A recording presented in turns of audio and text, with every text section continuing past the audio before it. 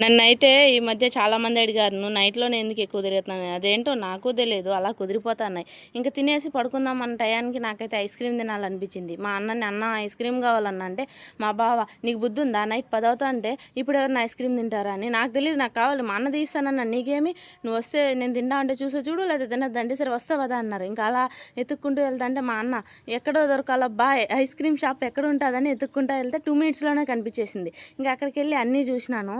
అయితే పెద్ద బాక్స్ కోసం నేను చూసినా లేదక్కడ. మా అన్న వచ్చేసి, "ఏం కావాలి తీసుకో" అన్నాడు. "మీరు చెప్పండి" అంటే, నీ ఇష్టం నువ్వు తీసుకో" అన్నారు. కోన్ ఐస్ ఒకటి, ఇంకా ఒక చిన్న బాక్స్ ఒకటి, కుల్ఫీలు ఒక 2 తీసుకున్నాననమాట.